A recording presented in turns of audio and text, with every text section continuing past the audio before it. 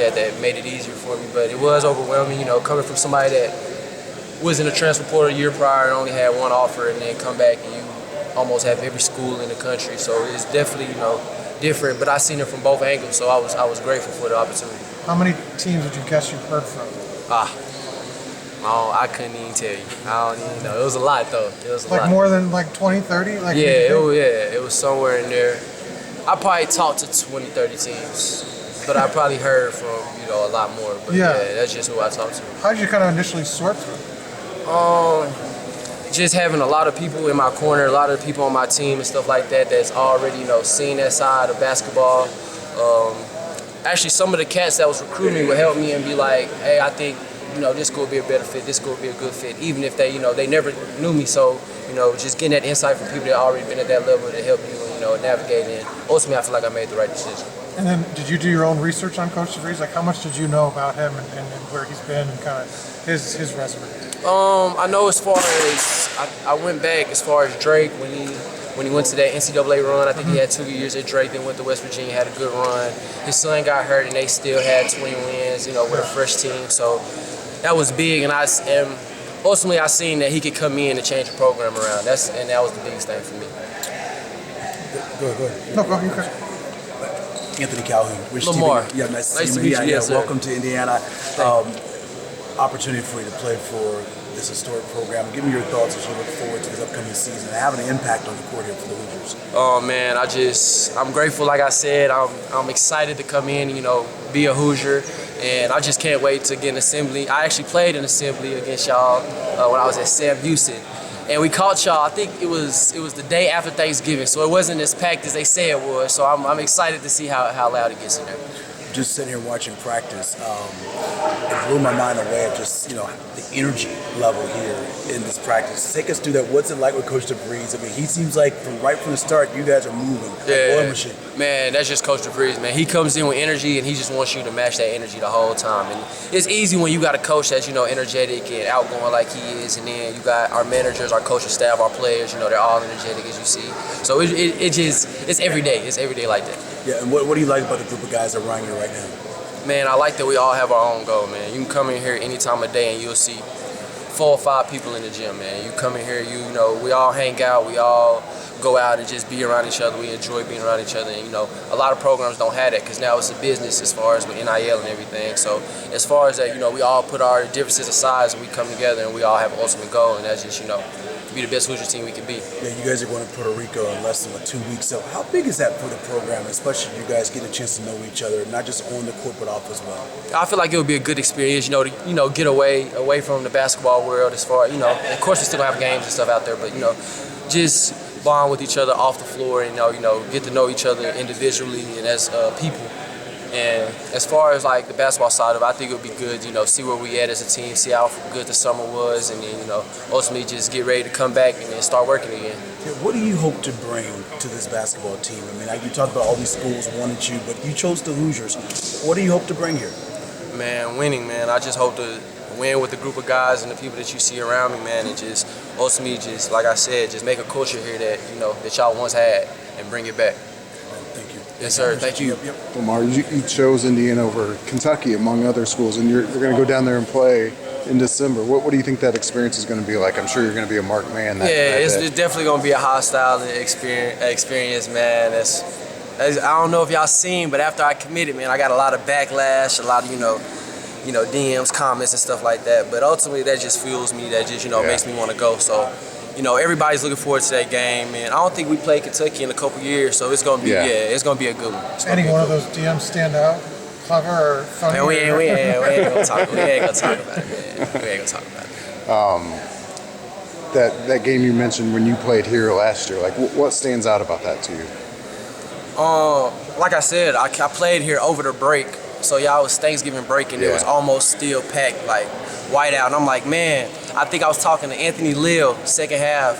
He was in the corner, and I was like, man, this is crazy, bro. Like, is it like this every game? He's like, bro, this is nothing like. So ultimately, like, I'm ready to see what that's like. I'm ready, you know, run out the locker room and stuff, and then see assembly full of people, you know, that's wearing white, crimson, red, you know, just cheering for us, and you know, they're supportive. Do you think there's any way that playing here then like influenced your decision to come back? Honestly, I didn't think that they would. Honestly, I didn't think about it for real until DeVries got the job, and I did my research on DeVries. But no, I don't think it played no part. I just think that connection that me and DeVries made when we did, meet each other, that was the ultimate decision of why I came here. When you watched DeVries' teams, like how did you see yourself fitting in? Like what stood out about their offense that clicked with you? The spacing, how they play, the fast pace. DeVries always wants to get the most threes up, make the most threes, and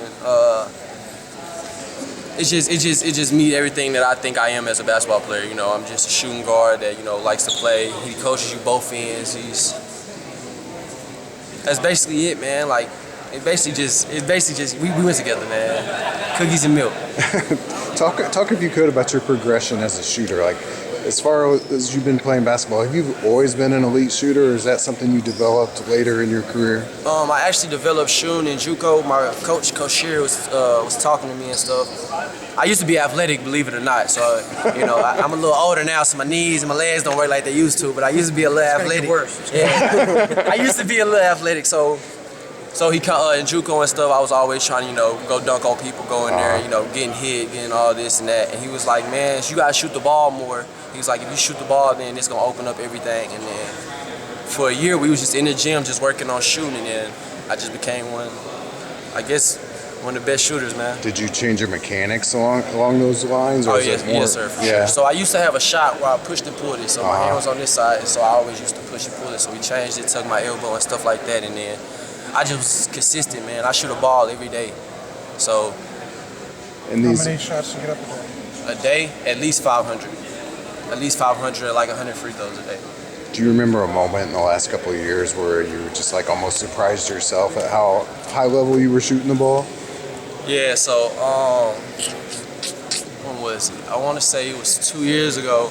We played New Mexico State, and I think I went 7 of 7 from 3 in the first half, and I was like, wow. I guess that's okay. Yeah, right? like, wow. That seventh one goes in, and it's like, I surprised myself. Yeah, and I don't think I hit a 3 the rest of the game, though. I ain't hit a 3 the whole second half, so it is what it is. Is there, like, playing against high majors, like, what are the challenges as a shooter that you found in those games and in practice here since you've been here? Just as far as just always being ready to catch a shoot, because a lot of guys at this level quicker, faster, more athletic, so it's easier to contest it. So you have to be more dialed in as a shooter here, and I learned that my first couple of weeks here, because I was trying to get off shots that wasn't as fast or as game speed as they should have been, and but now I'm starting to get the hang of it, so I understand where my shots gonna come from and stuff like that. Does Coach DeVries give you a green light, and what's that like? Man, Coach Dre be trying to hit me across my head when I don't shoot the ball, man. So I feel like he tried to give me a green light, but he gives me that confidence to shoot the open shot, take the open shot, just make the right play, be a team player, and that's what I try to do. Tucker was just saying you're probably one of the best shooters he's ever seen. What's your reaction to that, and what do you think about Tucker? Man, that's Tucker being humble, man. Tucker one of them shooters, man. Well, I think Tucker shot 46 and didn't even finish the rest of the year, man. So, yeah, he was just being humble, man. He was trying to be nice, man. What's that going to do for you guys to have both of you on the court at the same time from a spacing standpoint? It's going to make the defense come out. It's going to pull a lot of gravity towards me and Tucker and stuff like that. And then with the other players that we have around us, like Tatum, Reed, Sam, all these other guards that can get downhill and be athletic, and that's why I think it's gonna make us hard to guard, because either they're gonna run me and Tuck off the line, or they're gonna give other people open shots and open lanes to go do what they do. And then if they do that, man, the team we have, we're gonna be very energetic to watch, very fun to watch. Go ahead. I got one more. You and Tatum were posting a lot of videos on social before you guys got here. Did you know each other before, or did you just connect because you knew you were coming to the same place? All right, so I want to say 2 years ago we played him, and that was my first time ever meeting Tate. And we played them. They was up by 20 at half, and we came back and beat them. And so we've been talking. You remind him about that. Yeah, so we talk stuff about that all the time. But no, I met Tate. Honestly, as a person, I met Tate probably 2-3 months ago. Okay. And then we was he's from Dallas, and then I was in Sam Houston. So I went down to Dallas to train before I came up here, and then he was from there. So I committed, he committed, and then our agents put us together, and then ever since then, and peanut butter and jelly, man. Everywhere he go, I go. Everywhere I go, he go. Is great dude, man. Great person, man. Very fun to watch, man. That's a highlight reel right there, man. Appreciate your time, Lamar. Yes, sir. Thank you. Appreciate you. Looking at a guy like